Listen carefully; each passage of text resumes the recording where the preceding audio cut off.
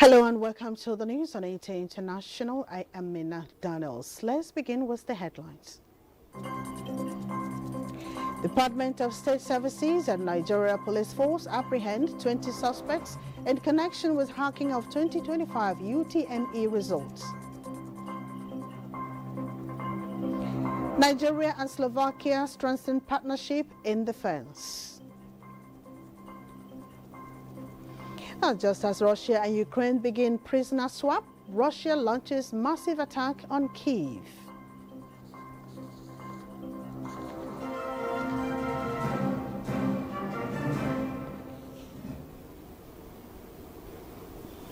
The Nigerian Safety Investigation Bureau, NSIB, has commenced investigation into the crash landing of a diamond training aircraft operated by the Aviation Training School in Ilorin. The incident occurred at about 17:28 local time on Friday, May 23, 2025, during a stimulated instrument approach on runway 05 at Ilorin International Airport. Director of Public Affairs and Family Assistance, Nigerian Safety Investigation, Bimbo Oluwumi Oladeji, in a statement says the aircraft veered off the runway and came to a stop on the grass verge. 2 occupants were on board, both sustained injuries and were swiftly evacuated to a medical facility coordinated by the Nigerian Airspace Management Agency, NAMA. In response, the NSIB GO team have visited the location for an on-site investigation, while further updates will be provided as the investigation progresses. The Department of State Services, DSS, and the Nigerian Police Force have arrested at least 20 individuals suspected of hacking the 2025 Unified Tertiary Matriculation Examination UTME results conducted by the Joint Admissions and Matriculation Board, JAMB. The suspects were believed to be part of a larger syndicate of over 100 members who specialize in infiltrating the computer servers of major examination bodies, including JAMB and the National Examinations Council, NACO. According to security sources, the suspects apprehended in Lagos, Edo, Anambra, Kano, Delta, and other states confessed to sabotaging the computer-based test CBT system.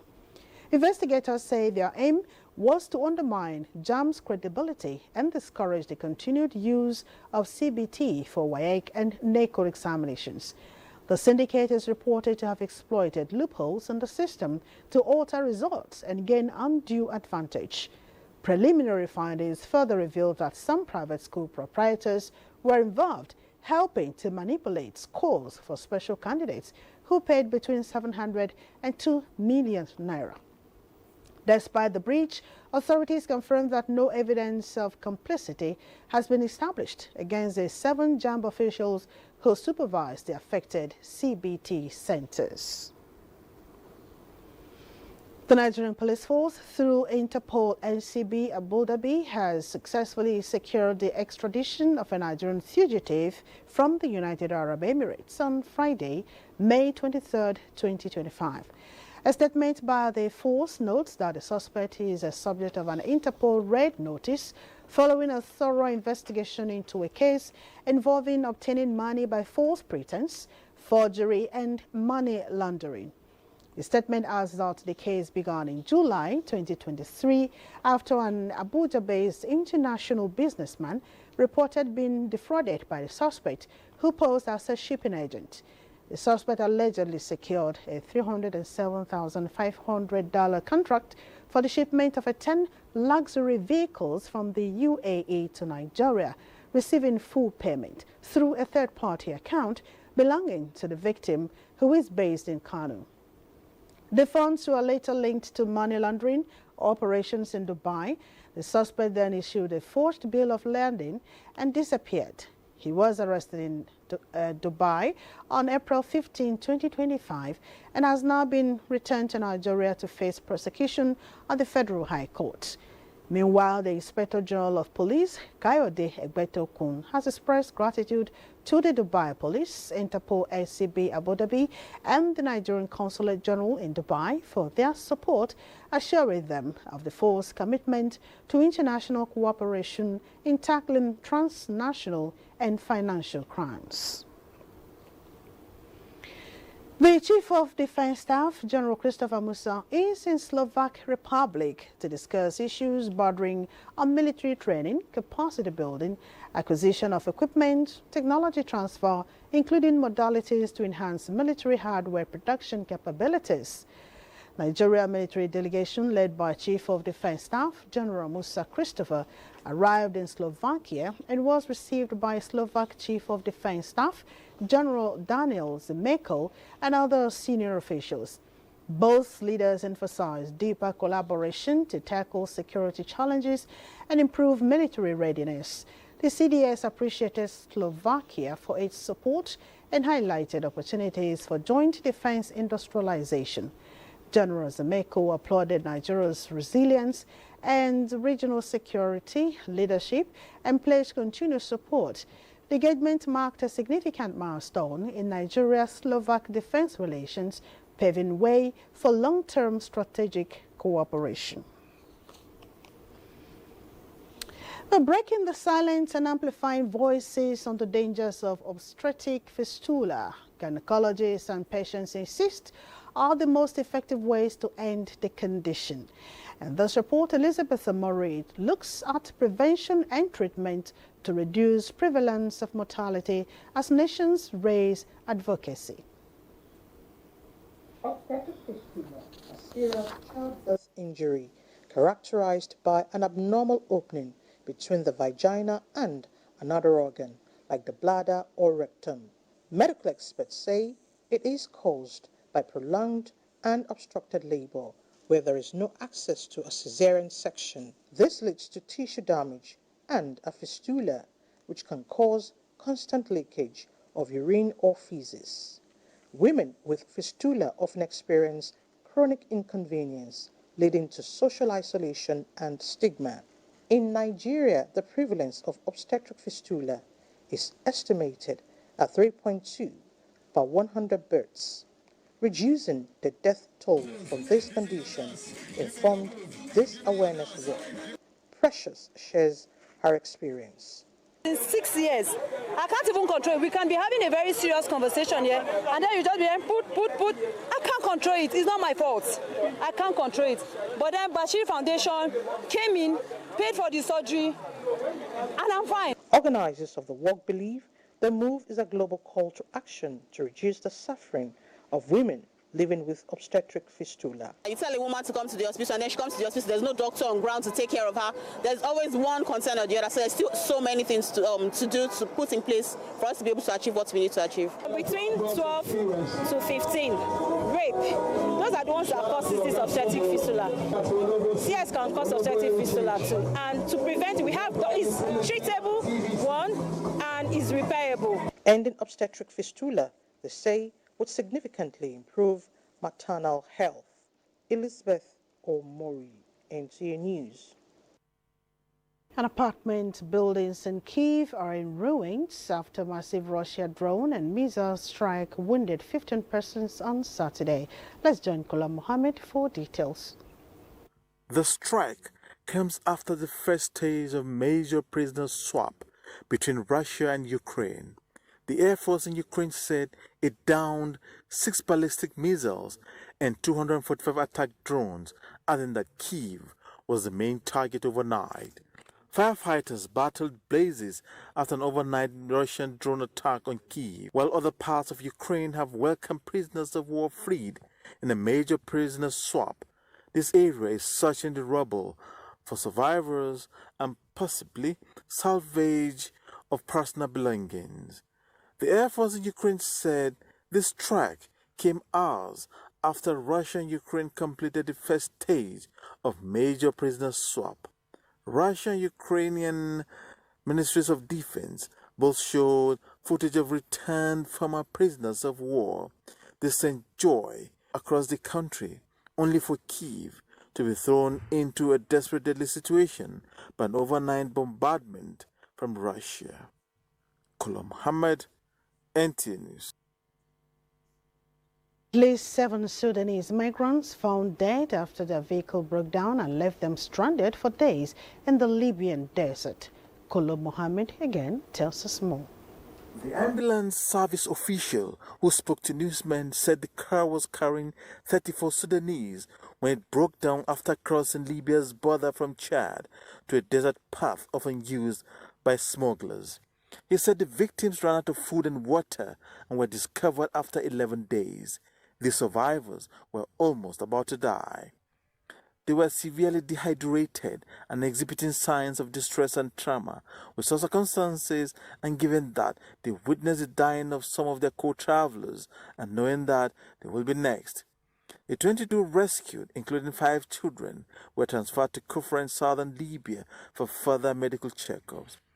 Another 5 are reported missing, with likelihood of them surviving on foot in the vast desert slim. In other news, hundreds of people took to the streets of Dakar, demanding that new Senegalese government pass a law toughening penalties for homosexuality in the country. While an organization has launched an initiative in this direction with members of parliament, homosexuality is stigmatized in the West African nation, where a law against acts against nature with an individual of the same sex carries a penalty of up to 5 years imprisonment. Rights organizations say they are following the situation in Senegal with great concern. There are definitely more people of all ages and social class who share the views of those who demonstrated than there are promoting the rights of the LGBT plus community, says Drissa Traore, the Secretary General of the International Federation of Human Rights. He added that Senegalese who support the homosexual community do not dare to publicly voice their opinions. The group, which organized the rally, has about 11 members of parliament as members, which is believed to have given the rally a bolster.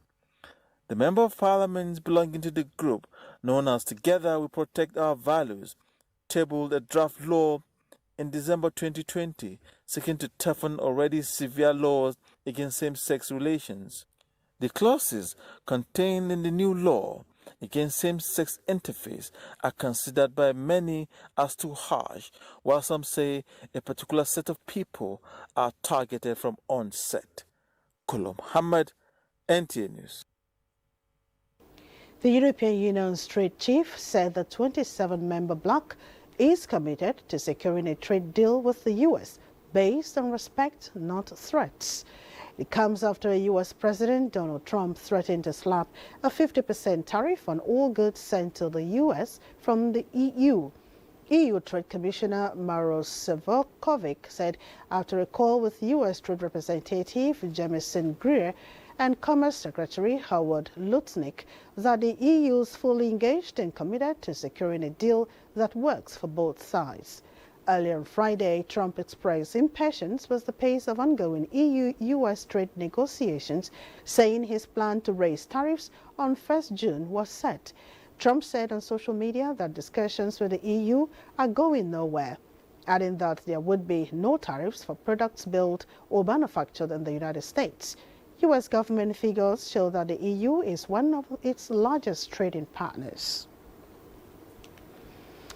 And we go to Ghana, where the Director General of that country's Standard Authority, Professor Alex Dodo, has emphasized that the success of the government's 24-hour economy initiative hinges on a reliable supply of sustainable energy to enhance Ghana's economic productivity. At the IEC Stakeholders Conference in Accra, Professor Dodo advocated the standardization of both exported and imported products. International standards bring technological, economic and societal benefits which help to harmonize technological specifications of products and services, making industry more efficient and breaking down barriers to international trade. At the IEC Stakeholders Conference in Accra, Professor Alex Dodo, Director General of the Ghana Standards Authority, announced the adoption of 637 IEC standards as national standards. He emphasized their role in ensuring product safety and performance. I want to applaud the president for his bold vision for the 24-hour economy. But that hinges on one key critical factor: stable energy. The 24-hour economy hinges on a critical factor: stable energy. And as state actors, we are duty-bound to support the realization of that vision. Yes, we've adopted 636 IEC standards, but it's just the beginning. We pledge to support the President and the Ghana National Electrotechnical Committee. President of the National Committee of the IEC in Ghana, Professor Amevi, said Ghana's industrial landscape is evolving rapidly and it's shaped by new technologies and rising energy demands. The standardization work is in two branches. One has to do with the standard work itself, which is the intellectual contributions of individuals in developing and designing a standard and then adopting them. And the second branch has to do with conformity assessment. The IEC Secretary General Philippe Metzger also underscored the significance of artificial intelligence and cybersecurity in boosting productivity. Every new standards technical committee, every new project for a new standard is started on the basis of the online standards development platform, which is an online platform which creates much more inclusivity, where many more people can participate directly in real time. The IEC fosters international standardization and cooperation in the electrotechnical industry, with committees encouraged to advance Ghana's role in global trade and economic growth. This is the news on NTA International. We will take a short break now. More news when we return. Thanks for joining us again. The Nigerian Navy has extended its civil-military relations to the provision of quality healthcare facility to Adawu community in Engeni Kingdom of Rivers State by building a health center furnished with medical equipment to meet the healthcare needs of the people. The Chief of Naval Staff, Vice Admiral Ikechukwu Ogala, who inaugurated the facility, said the legacy projects were initiated to support President Bola Tinubu in the quest to provide quality healthcare services to Nigerians. Paratua Pere Awe has details. There are projects facilitated by a son of Engeni Kingdom of Rivers State, Rear Admiral Livingstone Izu, comprised of a consulting room, a male and female ward, maternity ward, a laboratory, pharmacy, a nursing station, immunization station, and basic infrastructure, among others. It is also equipped with 4 ward beds and their bedside lockers, a delivery bed, baby cloth, and examination couch. This development has further strengthened the bond of the people of Odawu Joinkrama 3, Auda West Council area of Rivers State, who have promised to ensure the health facility is safeguarded for more service delivery. We want to thank the vision of the Navy for bringing quick intervention to Odawu community and Engene at large. Chief of Naval Staff, Vice Admiral Ikechukwu Ogala, represented by the Flag Officer Commanding Eastern Naval Command, Rear Admiral Saheed Akinwade, said the health facility has brought renewed hope to the community as the development has saved them the stress and horrors of having to travel long distance to access basic healthcare services in faraway places. Rear Admiral Izu's choice to put smiles on the faces of the community typifies Mayor Angulu's avowed kindness as well as the courage to take bold decisions. The project, commissioned, is part of the Special Intervention Quick Impact Project by the Chief of Naval Staff, Bratwaipre Awe, NTA News. 535 youths from across Nigeria have received hands-on training in metalworks and empowerment tools, courtesy the boot camp training program organized by the Ministry of Steel Development. Minister of Steel Development, Shoaibu Abubakar Audi, who was at the closing ceremony at the Metallurgical Training Institute Onitsha, says the program, which will be held at intervals, is aimed at bridging the skills gap in Nigeria's steel and metal sector. Ekene Ndulwe reports. Esemude Omoroye is among the 535 youths that made it to the bootcamp training program in Onitsha. It has been his long-time desire to acquire a vocational skill. And thanks to the Ministry of Steel Development, that desire has become a reality. I've been able to utilize it to the fullest, and I'm ready to go out there to replicate such skills and also train people who are interested in this field. The youths have been trained in 3 core disciplines of welding and fabrication, industrial foundry and metallurgy, as well as instrumentation, control and mechanical maintenance.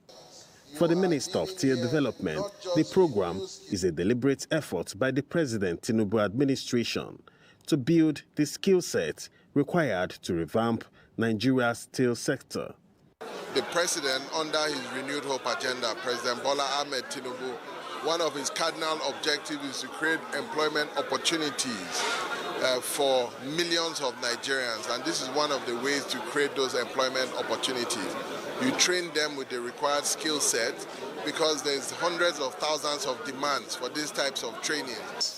More than just skills, they have received mentorship, business development training, and exposure to industry simulations. These trainees are also going home with starter kits designed to enable immediate self-employment.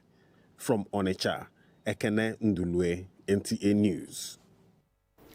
The 25th anniversary celebration of the Rotary Club of Wuse Central, Abuja, was not just a testament to a quarter of a century of resilience and unwavering commitment of Rotarians to the ideals of Rotary, but was a platform to honor individuals and organizations who have partnered the club over the years. Chineye Nwoye reports that a special recognition award was presented to the Director General of NTA, Salihu Abdulhamid Dembas, for amplifying the impact of the club's community service projects through NTA's quality reportage. The Rotary Club of Wuse Central, Abuja, began meeting in 1998, and on the 23rd of May 2000, it was officially chartered with a gathering of these professionals and committed individuals who share a vision not just for service, but for a community bound by purpose and friendship. Over the past century, the club has consistently demonstrated a steadfast commitment to serving humanity. Sarah Sander, a former director training at the NTA headquarters, Abuja, stood proudly to receive the club's charter and made history not just as the first female president of the Rotary Club of Wuse Central, but also as the first female Rotary Club president in Abuja Zone District. In this period, I cannot count the number of villages along Airport Road that we've provided water for. We've sunk so many boreholes, we've rehabilitated health centers, we adopted Anawin, poorest of the poor orphanage in Gwagwalada. We rebuilt their hostels and built a fence for them, furnished it. We've built classroom blocks in Asokoro. We've adopted a health center in Jahi. We've paid school fees for so many children, and you know, polio eradication is a Rotary project. It's a Rotary initiative that now got heads of government around the world to key into. So that is funded by Rotary as well. Other Rotarians who have helped roll the wheel of Rotary Club of Wuse Central believe that the club has demonstrated true spirit of Rotary's service above self.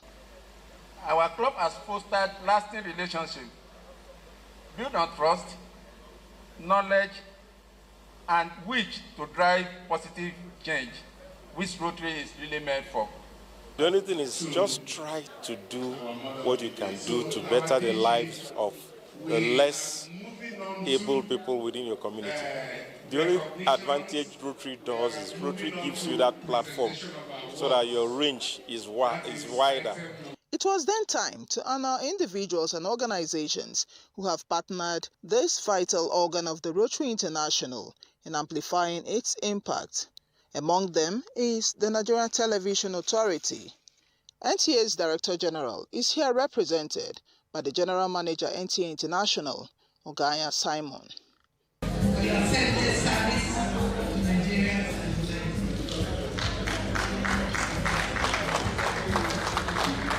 The hall in Tallinn, a former Minister of Women Affairs and former Deputy Governor of Plateau State was also honored, and she was among luminaries who graced the club's inaugural event 25 years ago.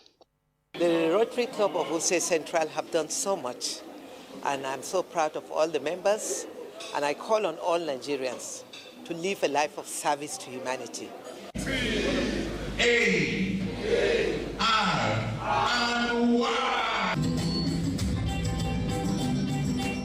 As the Rotarians dine and wine and toast to 25 years of promoting community development, they look ahead to the next quarter century, and this is a call to innovate and ignite even greater passion for Rotary's ideals. In Abuja, Chinenye Nwoye, NTA News. President Bola Tinubu congratulates Ms. Ayo Obe, a veteran human rights activist and lawyer, as she clocks 70. President Tinubu commends the legal practitioner for her consistent demonstration of patriotism and humanism, attributes that have defined her life of service and struggle for a just and better society. He prays God Almighty will continue to grant the patriot good health and sound mind so that she can continue to serve the nation through her advocacy for a better society and humanity. Ayo Obe, a renowned pro-democracy activist, was at different times head of the Civil Liberties Organization, CLO, Nigerian Transition Monitoring Group, member Police Service Commission, and between 2006 and 2009 headed the Democratic Institute Abuja Elections Committee. A weather forecast is next.